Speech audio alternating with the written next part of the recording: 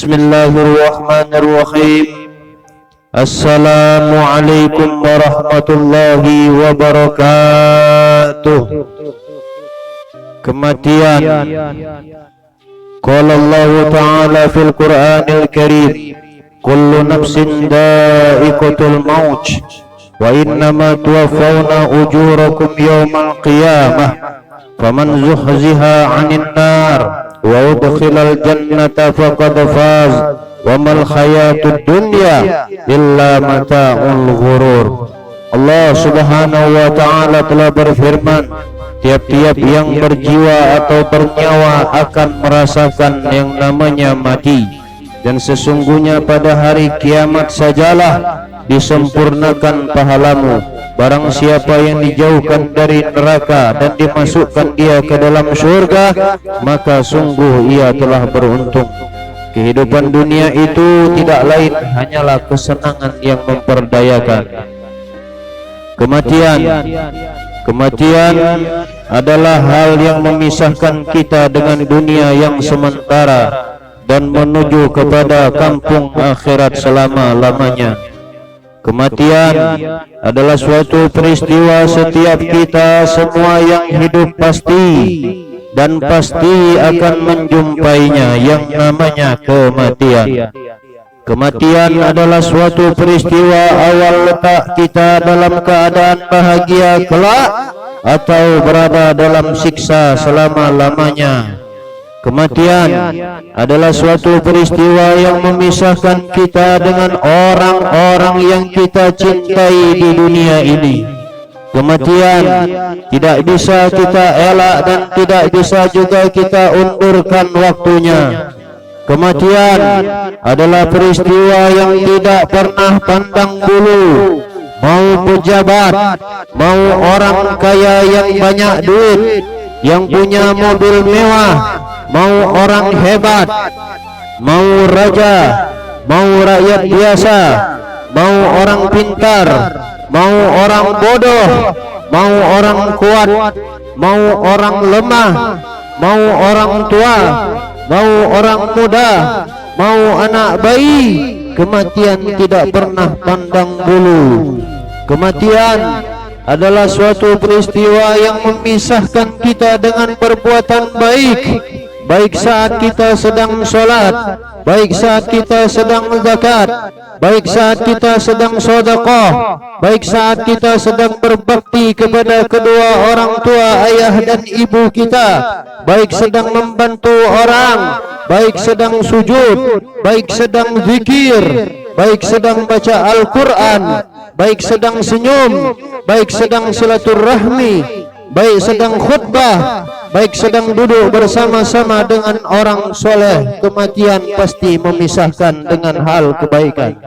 Kematian adalah peristiwa yang memisahkan kita dengan perbuatan buruk atau maksiat, baik sedang minum minuman keras, baik sedang berzina, baik sedang berjudi, baik sedang mencuri, baik sedang korupsi, baik sedang ghibah atau ngomongin orang, baik sedang jahil, baik sedang memukul, baik sedang sombong, baik sedang angkuh, baik sedang lalai, baik sedang lupa dengan Allah dan Rasulnya. Kematian akan memisahkan kita dengan hal buruk dan maksiat. Kematian adalah yang memisahkan kita dengan harta kita, memisahkan kita dengan jabatan kita, memisahkan kita dengan kehormatan kita, memisahkan kita dengan kemuliaan kita, memisahkan kita dengan kehebatan kita, memisahkan kita dengan keangkuhan kita, memisahkan kita dengan berbangga-bangga diri kita, dengan rumah mewah kita, dengan mobil mewah kita, dengan emas yang kita simpan-simpan, dengan uang yang banyak milik kita, dengan anak-anak yang cantik dan tampan kita, dengan istri yang cantik kita, semua yang tampan kita atau suami yang tampan kita, dengan kedua orang tua yang kita cintai, dan semuanya akan kita berpisah selama-lamanya dengan sebab kematian. Kematian adalah peristiwa yang memisahkan kita dengan pekerjaan kita, dengan bisnis kita, dengan usaha kita, dengan canda tawa kita, dengan suka duka kita. Kematian tidak ada lagi mengenal wajah tampan, tidak ada lagi mengenal wajah cantik. Kematian tidak mengenal dengan hidup megah, tidak mengenal dengan hidup penuh kenikmatan. Kematian adalah sebagai pengganti nama kita yang mulia menjadi jenazah fulan, jenazah fulan, jenazah fulan. Seandainya kita tahu kapan tiba ajal kita, kita akan sedekahkan semua harta yang kita miliki ini. Sayangnya kita tidak pernah tahu kapan kematian akan datang. Seandainya kita tahu malaikat maut, malaikat maut, malaikat maut akan menjemput kita, tentu kita akan beribadah, tentu kita akan beribadah, tentu kita akan beribadah dengan sebaik-baiknya ibadah. Apa yang kita punya untuk itu semua untuk menghadapi kematian. Ibadah kita sedikit, amal kita sedikit. Kita bukan dari kecil sudah ibadah, penuh dengan ibadah. Kita juga bukan lahir dari orang tua yang soleh dan alim. Namun Allah subhanahu wa ta'ala sang maha pemberi rahmatnya, penuh dengan kasih sayang. Walaupun sedikit amal kita masih ada bekal untuk kita di yaumul akhirah kelak. Hamba-Allah yang dirahmati oleh Allah, ingatlah bahwasanya kita tidak tahu kapan kita akan mati. Wa ma tadri nafsun madza taksibu ghada, wa ma tadri nafsun bi ayyi ardin tamut. Tiada seorang pun, kata Allah, yang dapat mengetahui dengan pasti apa yang akan dikerjakannya besok hari. Dan tiada juga seorang pun, kata Allah subhanahu wa ta'ala, yang dapat mengetahui di mana, di bumi mana ia akan mati. Surah Al-Luqman surah 31 ayat 34. Bisa jadi kita mati dalam keadaan baik, bisa jadi kita mati saat ini, bisa jadi kita mati esok hari, bisa jadi kita mati di bumi mana kita akan mati. Semua itu kehendak Allah dan tidak dapat kita undur-undurkan waktunya.